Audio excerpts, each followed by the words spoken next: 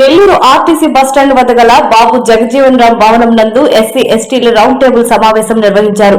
ఈ సమావేశంలో వారు మాట్లాడుతూ గత నెల 24న సుప్రీంకోర్టులో ఎస్సీ ఎస్టీలు క్రిస్టియన్ మతాన్ని స్వీకరిస్తే వారికి రిజర్వేషన్లు రద్దు చేయాలని ప్రకటించడం చాలా దుర్మార్గమైన చర్య అని పేర్కొన్నారు. క్రిస్టియన్ మతంలో ఉన్న మిగతా ఏ కులానికి ఏ ఒక్క సుప్రీంకోర్టు ప్రకటించిన రిజర్వేషన్ రద్దు చెల్లుబాటు కాదు. కేవలం ఒక ఎస్సీ ఎస్టీలకు మాత్రమే ఈ యొక్క రిజర్వేషన్ రద్దును ప్రకటించడం ఈ దేశంలో శ్రీ బాబాసాహెబ్ అంబేద్కర్ ఎస్సీ ఎస్టీలకు కల్పించిన రాజ్యాంగ హక్కులను కాలరాయడమేనని ఈ సందర్భంగా వారు పేర్కొన్నారు. దళితులు క్రైస్తవులుగా మతంలోకి మారితే ఎస్సీ హోదా రద్దవుతుందని ఇచ్చినటువంటి తీర్పుని మాదిగ రిజర్వేషన్ పోరాట సమితి మరియు దళిత ప్రజా సంఘాల మొత్తం కూడా తీవ్రంగా ఖండిస్తున్నాం. ఆ తీర్పు భారత రాజ్యాంగానికి, భారత రాజ్యాంగంలోని ప్రాథమిక హక్కులను ఉల్లంఘించేటువంటి తీర్పు, అది రాజ్యాంగ విరుద్ధం అని చెప్పని నేను తెలియజేస్తూ ఉన్నాం. అయితే సుప్రీంకోర్టు ఆ తీర్పు ఇవ్వడానికి 1950 నాటి ప్రెసిడెన్షియల్ ఆర్డర్ ని సాగుగా చూపిస్తూ ఆ తీర్పు ఇవ్వడాన్ని మేము గమనిస్తా ఉన్నాం. అదే క్రమంలో 1950 నాటికే ఆ తీర్పు రావడానికి ప్రధాన కారణం 1950 నాడు ఇచ్చినటువంటి ఆ రాష్ట్రపతి ఉత్తర్వులు ఆగస్టు 10వ తారీఖున 1950 ఆగస్టు 10వ తారీఖున రావడం జరిగింది. కానీ దానికన్నా ముందు బాబాసాహెబ్ అంబేద్కర్ గారు 1950 జనవరి 26న భారత రాజ్యాంగాన్ని సంపూర్ణంగా అమలు చేసుకునేటువంటి గణతంత్రాన్ని తీసుకురావడం జరిగింది. ఆ గణతంత్రంగా ఎప్పుడైతే సంపూర్ణమైనటువంటి రాజ్యాంగం అమలు కావడానికి ప్రారంభమైందో ఆనాటి పాలక వర్గాల గుండెల్లో గుబులు పుట్టినాయి.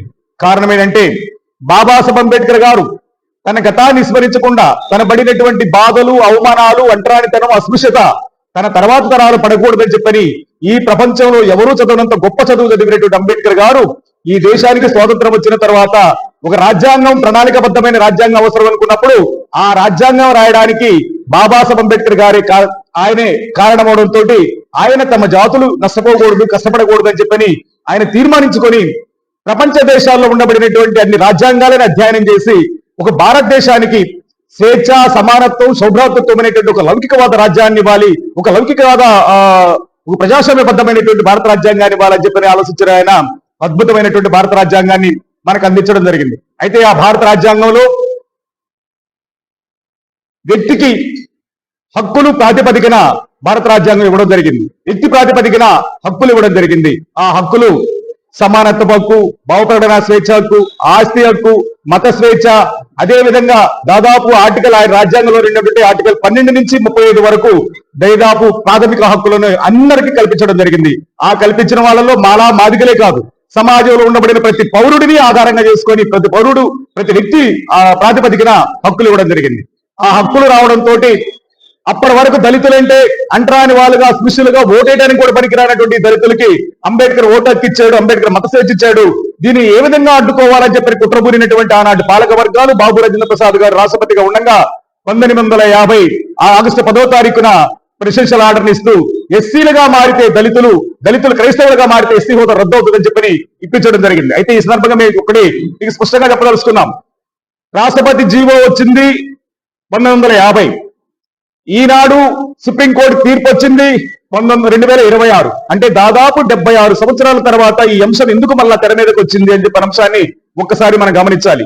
కానీ అదే క్రమంలో ఈ అంశం మీద గత ప్రభుత్వాలు ఏం చేయలేదా, గత ప్రభుత్వాలు ఏ విధంగా ముందుకెళ్ళలేదా అంటే గత ప్రభుత్వాలు స్పష్టంగా ముందుకెళ్ళి ఈ దేశాన్ని అత్యధిక సంవత్సరాలు పరిపాలించినటువంటి కాంగ్రెస్ ప్రభుత్వం ఈ అంశం మీద ముందుకెళ్ళింది. 1950లోనే రాష్ట్రపతి ఉత్తర్వులు వస్తే 1953లో కాగా కలేస్కర్ కమిషన్ వేసింది. 1965లో పిళ్ళై కమిటీ వేసింది. అదేవిధంగా 2004లో రంగనాథ్ మిశ్రా కమిషన్ వేసింది. అదేవిధంగా 2008లో సచార్ కమిటీ వేసింది, దేశ్ముఖ్ కమిటీ వేసింది. అదేవిధంగా ఈ ప్రభుత్వం వచ్చిన తర్వాత 2022లో కేజీ బాలకృష్ణ కమిషన్ కూడా ఏర్పాటు చేసింది. అంటే 50 సంవత్సరాల్లో దేశాన్ని 60 సంవత్సరాల పాటు కాంగ్రెస్ పరిపాలిస్తే 60 సంవత్సరాల్లో దళితులకు ఎస్సీ హోదా ఇవ్వాలి, క్రైస్తవ మతాలకు మారితే ఎస్సీ హోదా ఇవ్వాలని చెప్పని అన్ని కమిటీలు వేసింది, అన్ని కమిటీలు. కానీ ఈనాడు ఈ బీజేపీ ప్రభుత్వం అధికారంలోకి వచ్చిన తర్వాత ఎవరు అడగకుండానే అగ్రకులాల పేదలకు 10% రిజర్వేషన్లు ఇచ్చింది. దానికి ఆచరించడానికి అవకాశం కల్పించింది.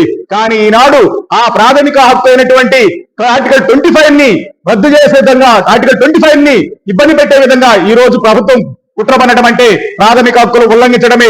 ప్రాథమిక హక్కులు ఉల్లంఘించడం అంటే భారత రాజ్యాంగాన్ని ఉల్లంఘించడమే. భారత రాజ్యాంగాన్ని ఉల్లంఘించడం అంటే బాబాసాహెబ్ అంబేద్కర్ గారిని అవమానించడం అని చెప్పని మేము స్పష్టంగా చేస్తూ, మా హక్కులను కాలరాయాలని చూస్తే, మా అవకాశాలను కాలరాయాలని చూస్తే, మా రిజర్వేషన్లు లేకుండా చేయాలని చూస్తే ఖచ్చితంగా రానున్న రోజుల్లో భారతీయ జనతా పార్టీ తగిన మూల్యం చెల్లించుకోక తప్పదని చెప్పని మేము హెచ్చరిస్తా ఉన్నాం.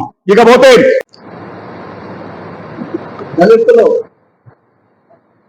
దళిత క్రిస్టియన్స్ లో చర్చికి పోతే ఎస్సీ హోదా రద్దు అవుతుందని ఈరోజు సుప్రీంకోర్టు ఒక జడ్జిమెంట్ చేయడం జరిగింది. ఆ జడ్జిమెంట్ సందర్భంగా ఈరోజు ఉసిరిపాటి బ్రహ్మణ గారు చేసే విధంగా ఈరోజు రాష్ట్ర ప్రభుత్వం, కేంద్ర ప్రభుత్వాలు ప్రశ్నిస్తా ఉన్నాయి. మాలా మాదిరిలో పుట్టిన కులాలని మా కులాలు కాదనే దానికి వీళ్ళందరూ ఎవరు మాకు హక్కు? ఈరోజు బీజేపీ అధికారంలోకి వచ్చిన తర్వాత తిండి మీద నిషేధం పెట్టారు. మేము ఏ తిండి తింటే మీకేమి? మేము గొడ్డు మాంసం తింటాం, ఏదైనా తింటాం. మా తిండి మీద నిషేధం పెట్టారు, మతం మీద నిషేధం పెట్టారు, మా హక్కుల మీద నిషేధం పెట్టారు. ఇది ఎంతవరకు న్యాయం అని మేము ప్రశ్నిస్తా ఉన్నాం. ఎందువల్లంటే ఈరోజు మాకు స్వేచ్ఛ లేదా? మేము ఏ తిండి తినకూడదా? మేము మాకు ఇష్టం వచ్చిన మతంలో బాగూడదా?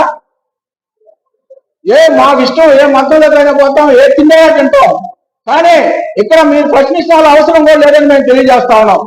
మాకు డాక్టర్ బిఆర్ అంబేద్కర్ రాసిన రాజ్యాంగంలో పొందుపరిచిన అంశాలు మాకు అమలు చేయండి అని డిమాండ్ చేస్తాం. అదేవిధంగా ఈరోజు ఈ బీజేపీ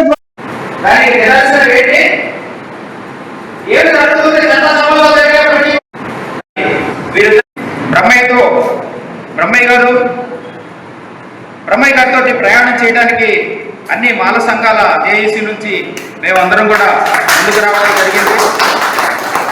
చేస్తా ఉన్నాం. ఈ మూలంగా నేను చెప్పేది ఏంటంటే, అంబేద్కర్ భావాజాలానికి ఎక్కడ కూడా ఇబ్బంది జరగదు. ఎందుకు జరగదంటే, అంబేద్కర్ భావాజాలం ఏంటి, అంబేద్కర్ గారి యొక్క ఆలోచన విధానం ఏంటి? చిన్న ఎగ్జాంపుల్ మనం చెప్పుకోవాలంటే, తేనెని పుష్పంలో నుంచి దేనిని ఏం సేకరిస్తాయి? తేనెటీగలు పుష్పంలో నుంచి తేనెని సేకరిస్తాయి. తీసుకొచ్చిన తర్వాత ఒక దగ్గర తేనె తెట్టెలాగా పడతాయి. అవునా? ఈ తేనె తెట్టెని